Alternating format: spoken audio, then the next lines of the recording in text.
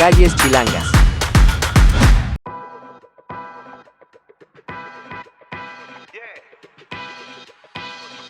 En el número 2 de la Plaza de la Constitución se encuentra el antiguo Palacio del Ayuntamiento, uno de los edificios más hermosos de las calles chilangas y sede de la Jefatura de Gobierno de la Ciudad de México. La construcción del antiguo Palacio del Ayuntamiento fue ordenada por Hernán Cortés a inicios de la reconstrucción de la ciudad en 1522, y su primer edificio fue terminado entre 1527 y 1532, en 6 solares dados por el Cabildo en el costado sur de lo que fue el Tecpan de Moctezuma. En su primera etapa era un lugar que tenía una gran sala de reuniones y sitios para escribanos, contadores, un espacio para los oidores y una capilla. En el resto de casas se estableció un granero, la cárcel pública, las carnicerías y los corrales para aves del propio concejo. De acuerdo con las ordenanzas de población de Carlos I, las casas del ayuntamiento o casas del cabildo, igual que las casas parroquiales o privadas de vecinos prominentes, fueron construidas con las piedras de los templos mexicas. En un momento estos lugares tuvieron funciones administrativas y de justicia en la ciudad. Esa arquitectura era necesaria para tener protección y los pueblos originarios tenían prohibido asentarse en la zona, por miedo a alguna revuelta.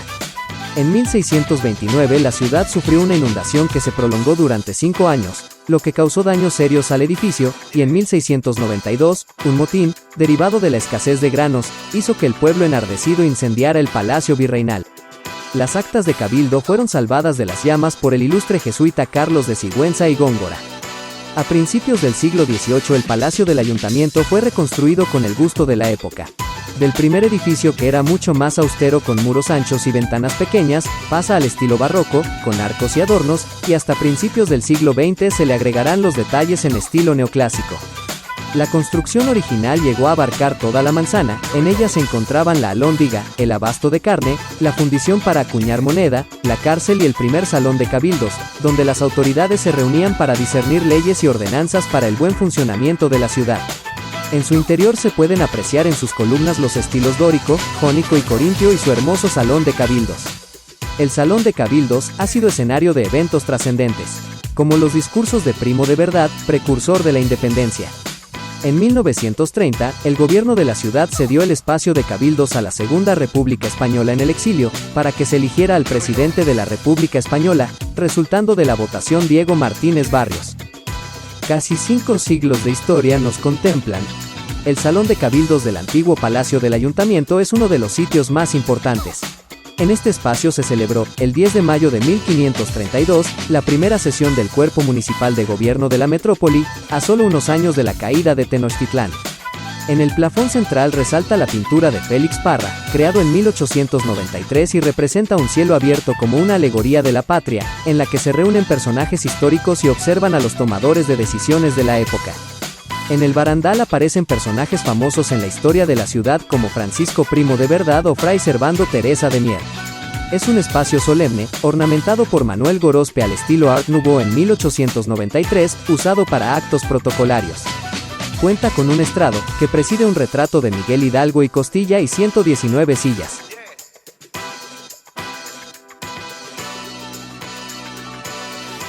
Los salones de los virreyes albergaron el archivo del Cabildo y que hoy resguardan retratos de los 62 virreyes de la Nueva España, desde Antonio de Mendoza y Pacheco, y una sala de exposiciones temporales en donde se exhibe la muestra titulada El imaginario de la ciudad desde el Cabildo. Además, en uno de sus patios se montan muestras fotográficas abiertas al público en general. Este salón ha sido visitado por múltiples personajes como el presidente estadounidense John F. Kennedy, el futbolista Pelé, el presidente chileno Salvador Allende y el astronauta Neil Armstrong, entre muchos otros.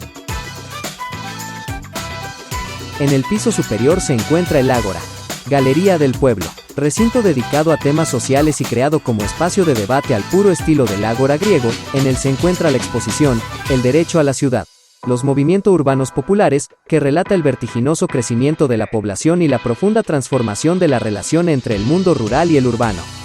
La exposición está integrada por 360 piezas y relata, a través de fotografías, recortes de periódicos, boletines, revistas, carteles, folletos, mantas, esculturas, videos y testimonios orales, la historia del movimiento urbano popular, emergido del primer Congreso Nacional de Movimientos Urbanos Populares celebrado en Monterrey en 1980. La historia del movimiento se mezcla con los acontecimientos más importantes del siglo XX y es además una invitación a recordar las luchas que históricamente han tenido las calles chilangas para conquistar sus derechos.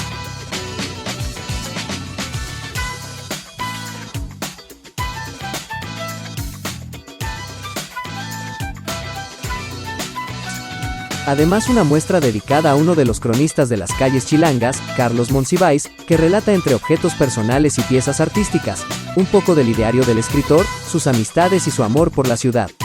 Con piezas de Francisco Toledo y José Luis Cuevas entre muchos otros. Si te acercas a los ventanales, podrás observar una vista única del Zócalo de la Ciudad de México. Hacia 1821 fue suprimida la venta de carnes en el palacio, por lo que a partir de entonces se establecieron vendimias en el Callejón de la Diputación, actual Avenida 20 de Noviembre, y fue durante el gobierno de Porfirio Díaz que se decidió agregar un nivel más y se reconstruir totalmente el edificio. A principios del siglo XX, el edificio fue Aduana Marítima, Palacio Municipal y Cuerpo de Guardia Principal, transformándose en el Palacio de Gobierno.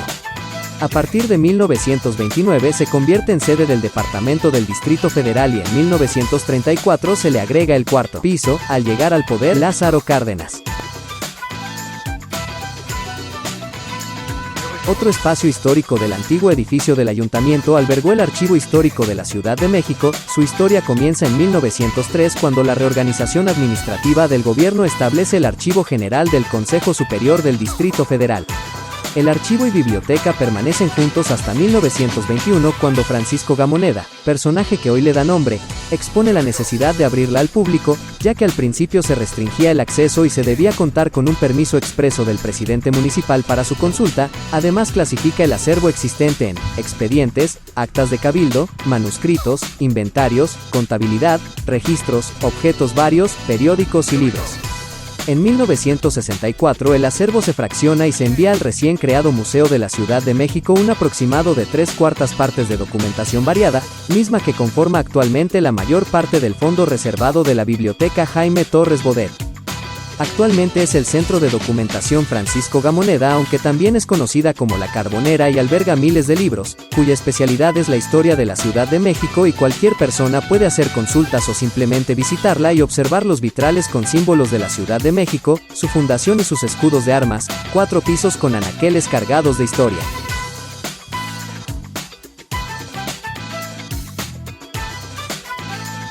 En la actualidad el edificio del Ayuntamiento es la sede de la Jefatura de Gobierno de la Ciudad de México, forma parte de la lista de Patrimonio de la Humanidad desde 1987 y reabrió sus puertas al público el 5 de diciembre de 2018 con el objetivo de que los habitantes y visitantes de la ciudad aprendan sobre su patrimonio histórico a través de diversas actividades culturales.